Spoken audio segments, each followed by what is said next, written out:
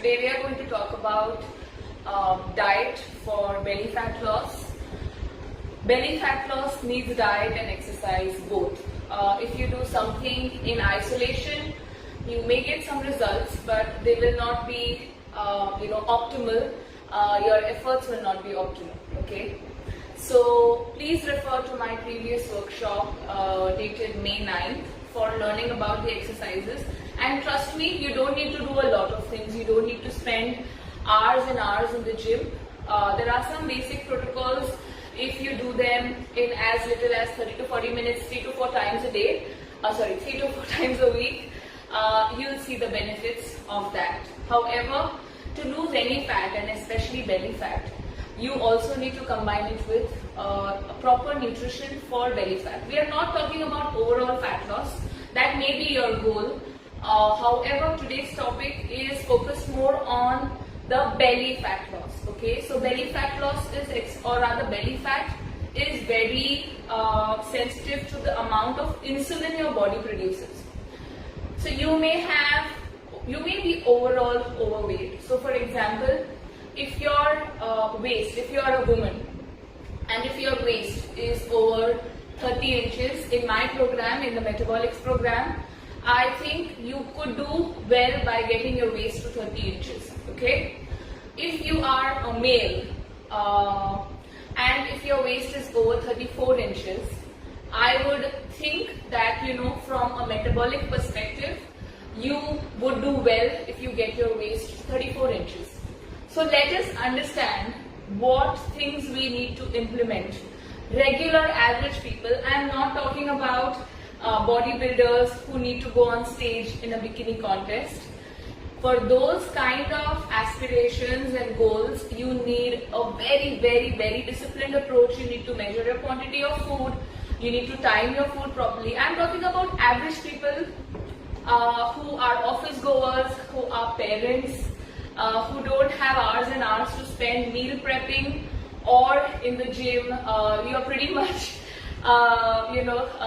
juggling between your career, kids, meals, especially during this time of lockdown.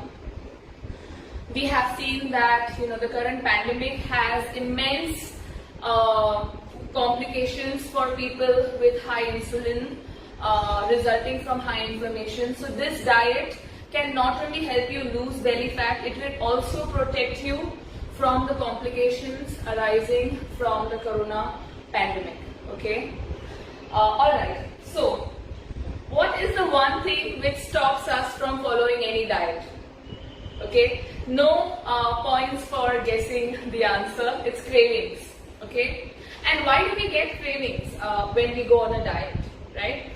Okay, I'm just going to ask you all to stop breathing, hold your nose and stop breathing. You can probably do it for 30 seconds, you can probably do it for 40, 45, 1 minute, I don't know, okay? And then you have to open your mouth and nose to breathe, right? Dieting and non-sustainable extreme dieting, like no carbs, only soups and salads, giving up on certain food items, a lot of, complicated things like just going vegan for the heck of it, going without grains for the heck of it, going without fruits, going without this, going without that.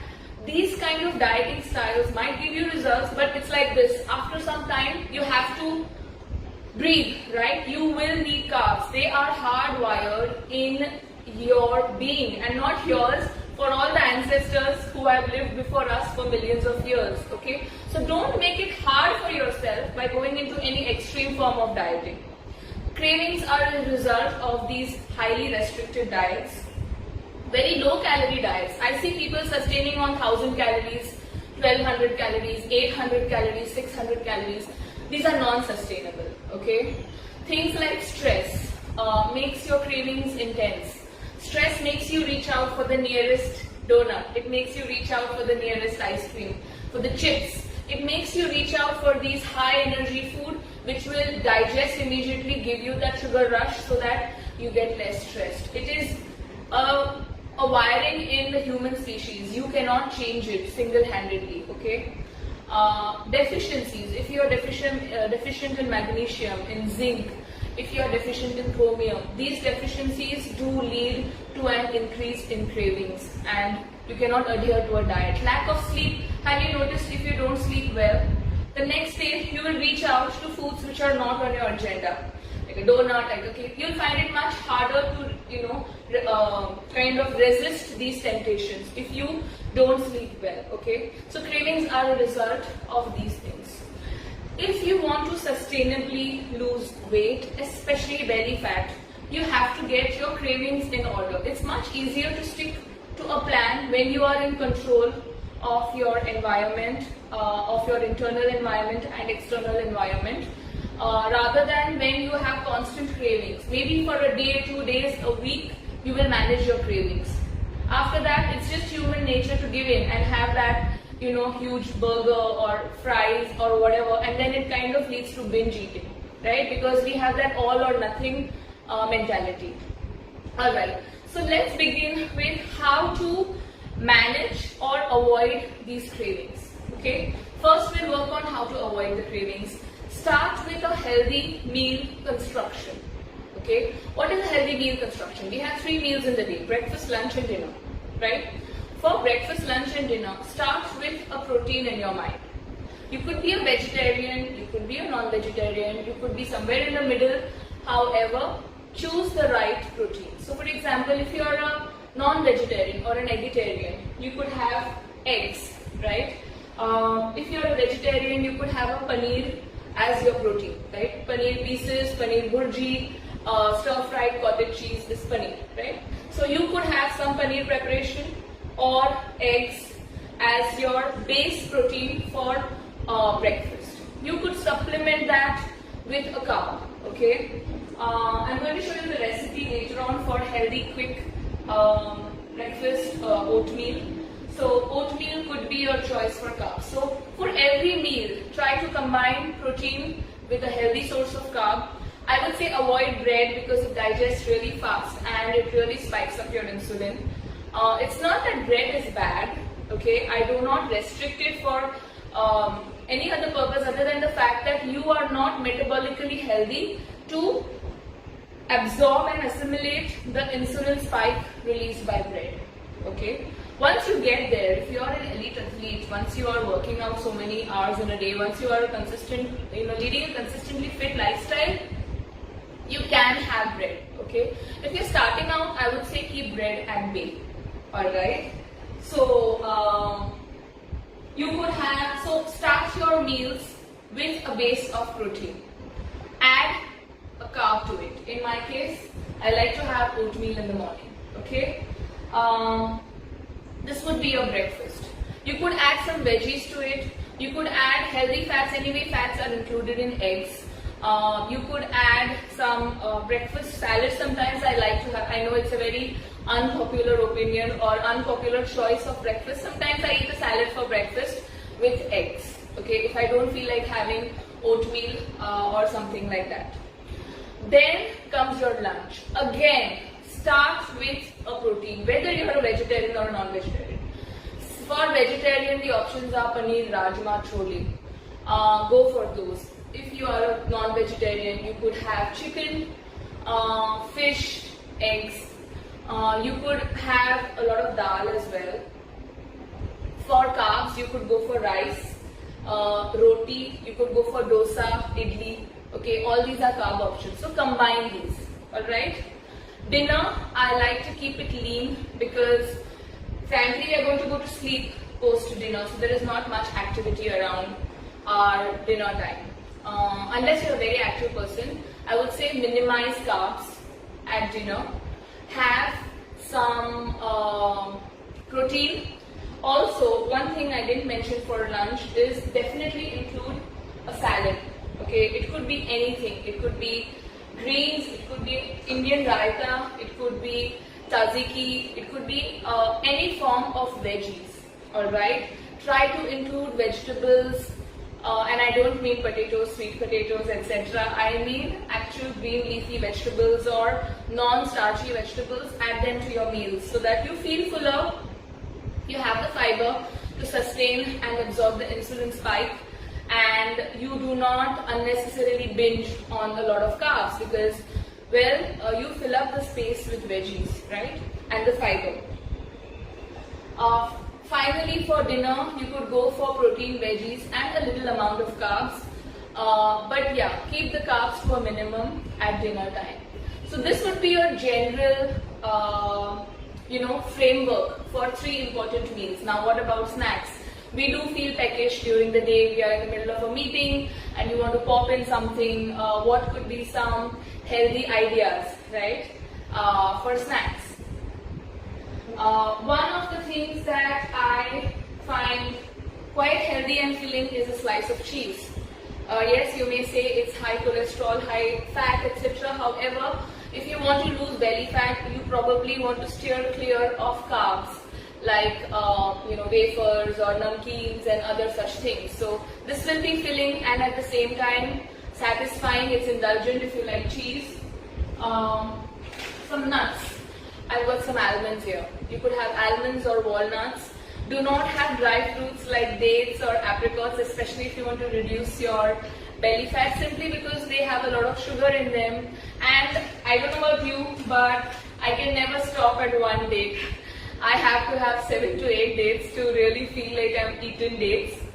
And if you're that kind, it's better not to go in that direction, because you don't know if it's 8 dates or 10 dates. But yeah, so that's the protocol I follow. You could have Greek yogurt, the flavored or the unflavored one. It's highly filling. It has a little bit of everything. It has some carbs. It has a good amount of protein and a decent amount of fat too. And again, it's filling. You could combine these. So you could have nuts and cheese, nuts and Greek yogurt. You could also go for a little bit of dark chocolate. Okay. See, it's not about giving up food items forever. It's not that a little chocolate is going to harm you. You have to make sure you reach out for this and not that donut. You reach out for this and not the cupcake.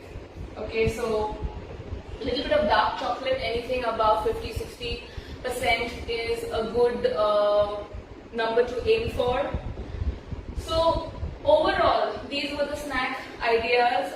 These are the meal construction techniques. I'll go through quickly the oatmeal recipe at the end of the session.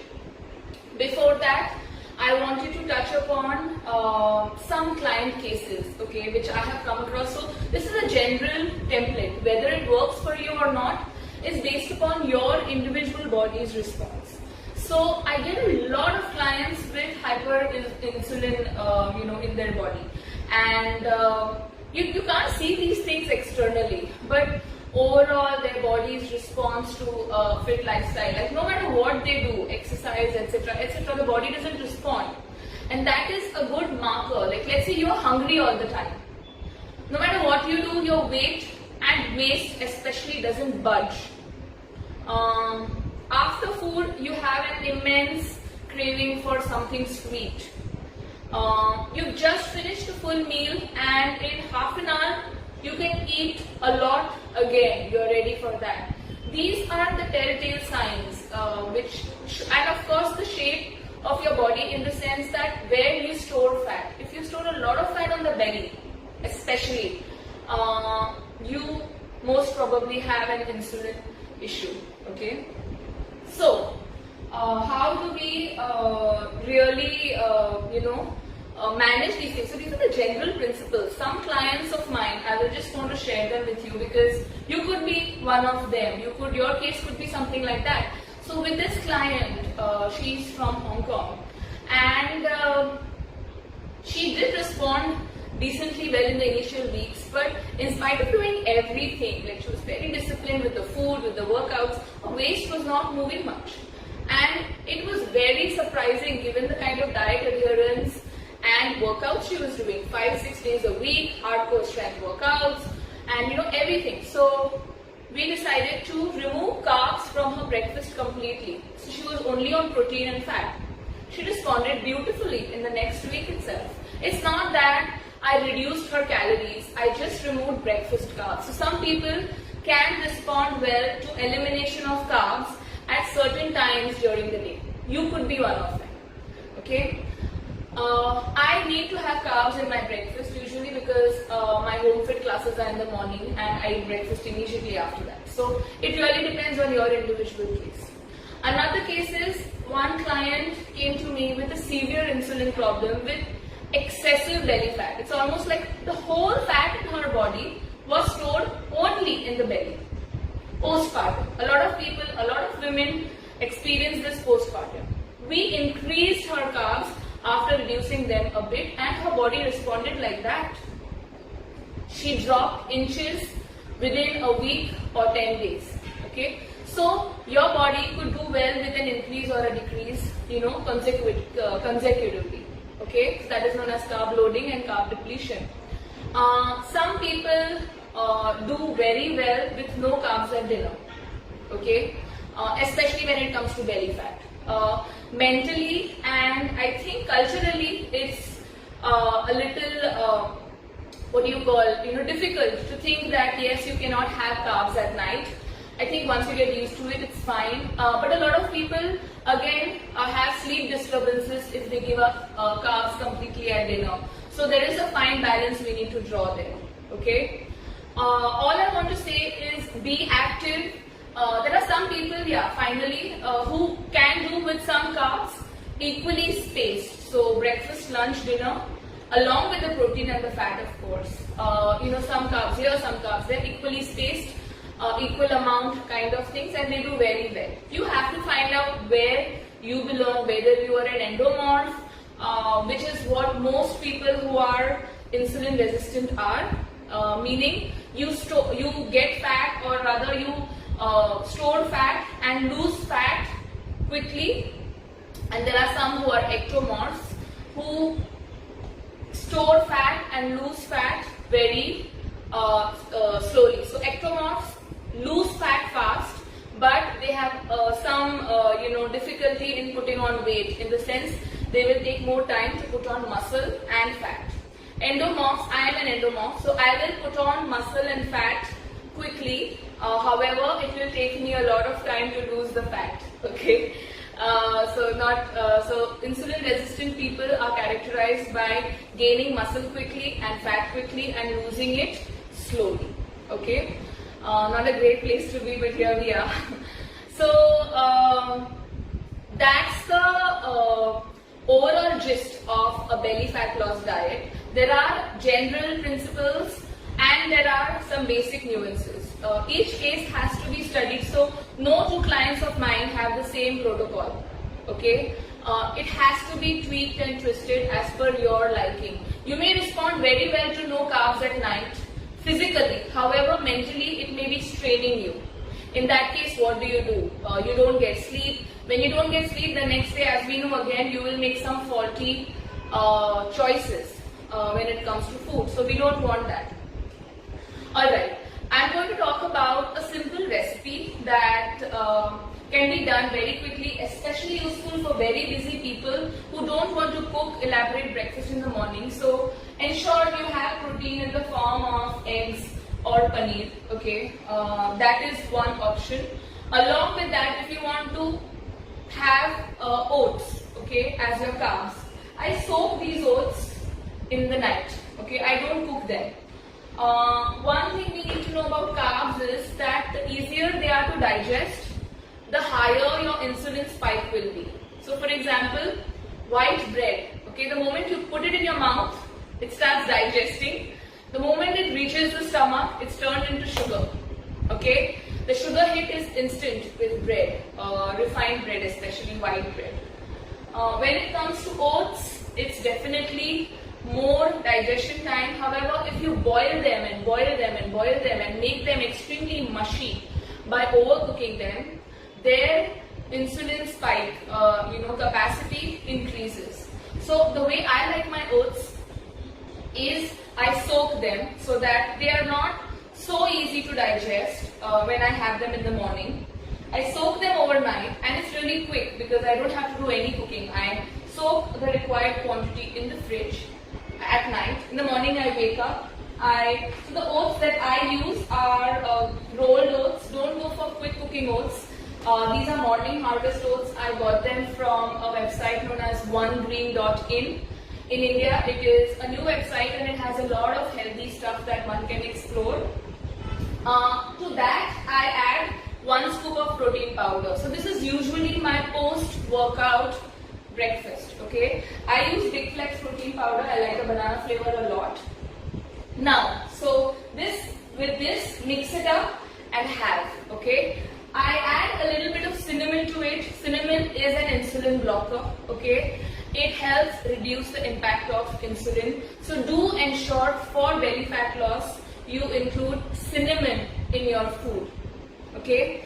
The other thing which will help you with belly fat loss is apple cider vinegar. Okay, it blocks. It's again an insulin blocker, and it helps reduce the impact of high insulin in the body. It doesn't let the insulin spike as much. You can have this empty stomach with water, or if you're not, it doesn't agree with you that way, you can add it to your salad dressings. Okay, so the veggie dressings that I talked about, you could add a mix of olive oil along with apple cider vinegar, make a dressing with it and use it with your meals. In either case, having these two regularly will help you with belly fat loss. So I like to add a little bit of cinnamon to my oatmeal. Now let's talk about mango. Can you have a mango and still have belly fat loss? I'm going to open up for questions in about a minute. Please list down your questions so I can go through them. Can you have mango and still have belly fat loss? The thing is, will you have just a little bit of mango, or will you have 4 or 5 mangoes? If you will just have a little bit of mango, that too during the active part of your day, so not at dinner time, which is when, you know, after dinner, we usually, in India at least, people cut mangoes and eat after dinner or after lunch. And the lunch, let's say your dinner was carb heavy, not a good time to have mangoes. However, the best time to have mangoes, in my opinion, would be post a workout. So definitely you can have mangoes and have belly fat loss, provided you time the mangoes well. Okay. So that's an important point to address. That was the breakfast recipe. I've got 2-3 more recipes, but I don't think we will have the time to discuss all of them. Do join Strong by Metabolics group, and we will be posting recipes there. Also follow all our social media handles. We do a lot of informational videos, etc. there, so it will help you keep updated. Yeah, so I've gone through all the things here except this one. So I highly recommend that you check for deficiencies. Okay, so sometimes these deficiencies they become chronic, and if you are a heavy carb eater, if you eat a lot of junk food, if you eat a lot of sugary foods like cupcakes, and you are a baker and you have no option but to eat these things, you will be ingesting a lot of sugar. To digest 1 molecule of sugar, you use up 7 to 9 molecules of magnesium in the body. So you will have, if you are into junk food, processed food, you will have depleted levels of zinc, magnesium, vitamin B6 and so on. It helps to stay on top of these things. Again, I do not subscribe to the fact that anybody and everyone can have these medications. Do consult your doctor, do talk to your doctor, do tell them that this is my lifestyle, do you think such a supplementation will help me? In most cases, a ZMA supplementation, in this case it is ZMA by Farm Grade, which I use. It helps tremendously reduce cravings, manage cravings, and also stay in the best, metabolic health. This needs to be taken post dinner. So that was from my side, guys, a belly fat loss diet for the average man or woman. If you are into bodybuilding and all, absolutely you need to go down to extremely low levels of body fat, like in the low double-digit numbers for women and in the single-digit numbers for men. For them, this kind of a dietary approach will not work. It needs to be more disciplined. But for most of us, we are juggling a lot of things. Yes, we want to be lean, fit, healthy, but we don't want to be extreme as well. We want something which is more sustainable. So this is the kind of plan Metabolics is and what we follow, and that's what I wanted to share with you guys. I will now take questions. Okay.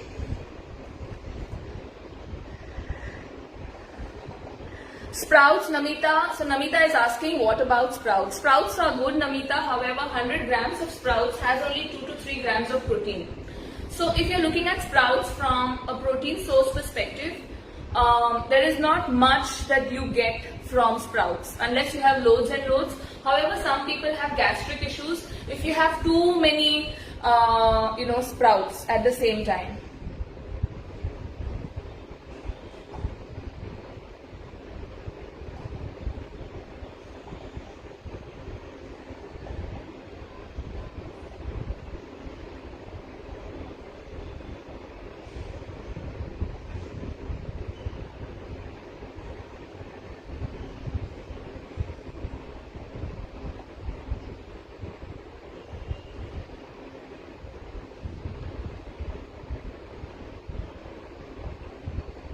Tamita, please try to stay updated. In the beginning of the session, I spoke about exercises. It was done and covered in May 9th workshop.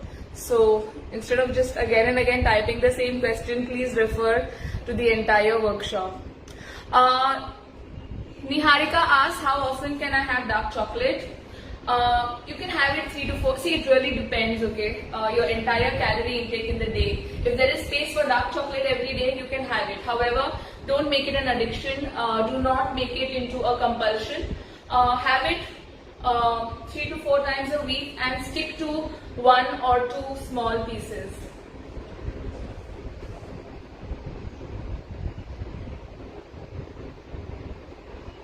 Thanks, Michelle. That's really sweet of you.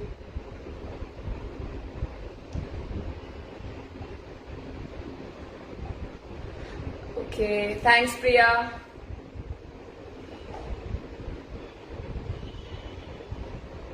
Maheshwari says, do cooking and household work without maid. Belly fat will reduce automatically. I wish that was true for everyone. For some, yes, not for all.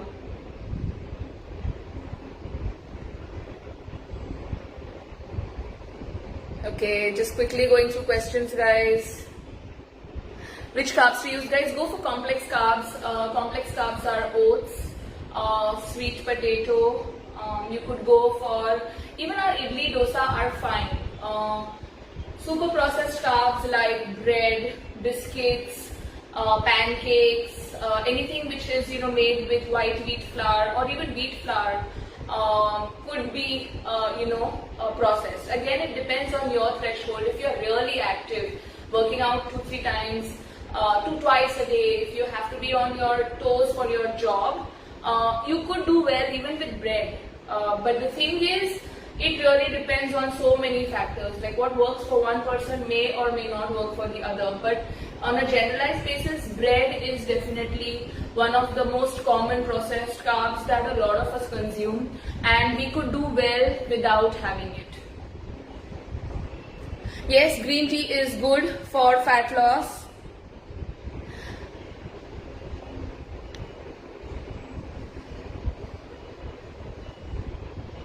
Protein options for vegans would be rajma, chole. Somebody is asking protein option for vegans. Rajma, chole. Go for a vegan protein powder, guys, because see, carbs are stored in the body. Fat is stored in the body. Protein is something which is not stored in the body. You need to replenish your protein stores every day. Okay. For people who eat meat or are non-vegetarians, there are lots of options. For vegans, some people might be sensitive to rajma, chole, make them gassy, bloated, etc. In which case, it might be a good idea for you to consider a good vegan protein powder. That is my opinion.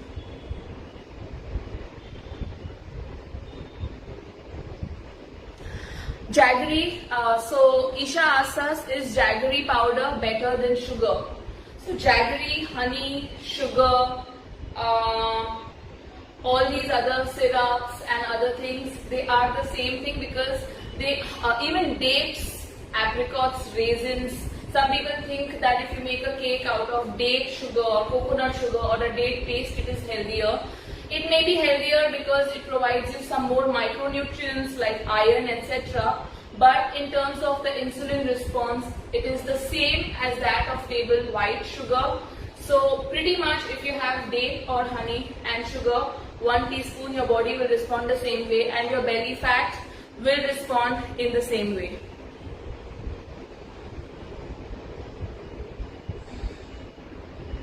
Can I add egg, banana and milk to soak oats? So Asmi Dave raises a very common phenomena for breakfast. So people take oats, then they will add honey to it, then they will add banana to it, and they will have only that. Again, high carb load.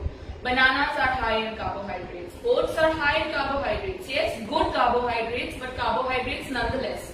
Honey, again, insulin spiking carbohydrate. Where is the balance? Where is the protein? Where is the fat? Right? So balance your meals. If you're having oats, why do you want to add banana to it? Why do you want to add honey to it? If it's children, we're talking about children, yes, they can do with high carb loads because they're constantly forever active. However, adults, we will have a breakfast and we will go and sit in front of a laptop or something and we will not move much throughout the day. So try to avoid combining 3-4 sources of carbs in the same meal. So Abrar Akhtar asks us, what is, how do we differentiate between chicken and mutton? What is better for fat loss? If you are getting a lot of fat from other sources, I would say go for chicken because that is the protein source. However, if you are limiting your fat intake from other sources during the day, you could go for heavier meat options like red meat, which is mutton, etc. I would say for an average person, there is not much of a difference.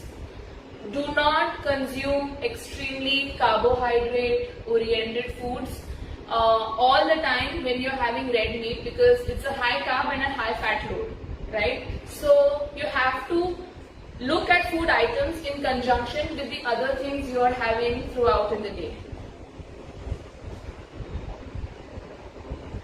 Sumita says she is 58 years old. Can I lose belly fat in this age? Absolutely, Sumita. I have people who are 58, 60, 56, somewhere between 45 and 50.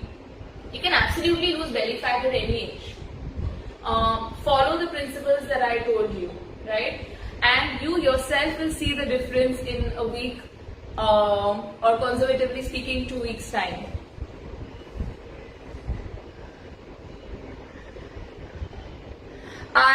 The supplement, Dorothy asked me to repeat the supplement I said. It is known as ZMA. This one is by Farm Grade. ZMA stands for zinc, magnesium and vitamin B6. This helps in a lot of things. One of the things being it helps you metabolically. Hemendra Sharma says and asks a very valid question which goes on through a lot of fitness enthusiasts' mind. Should I avoid rice? I would say do not avoid anything. Do not have lots and lots of rice for each meal. Try to vary your sources of carbs. You can go for oats which has fiber. Have a limited amount of carbs in terms of rice. You could have some roti instead of rice. Don't combine roti and rice and something else, right? Have one source of carb in a meal. It's not that you have to avoid rice. Actually, I would say a lot of people do well on rice rather than roti simply because a lot of us don't digest gluten coming from wheat well. Okay, I am from Konkan, so I eat a lot of rice and I would not say that avoiding rice is the best way forward because again it's not sustainable. Okay, combine it with protein instead of just having it as a standalone meal. Yes, absolutely, Priya. She asks, can I have black coffee in the morning? Yes, I did today. I do every day. So Alison, the link to the May 9th workshop exists on the Transform by Metabolics page. Please go through it. Debbie asks, when is the best time to eat berries? So berries are one fruit which can be had anytime simply because they do not place any load on your metabolism. They are a low sugar, high fiber, high micronutrient fruit. So if you have access to berries, blueberries, raspberries, blackberries, mulberries, lingonberries, whatever kind of berry that your area is known for and available easily, go for them. It's one of the best fruits to have while trying to reduce belly fat.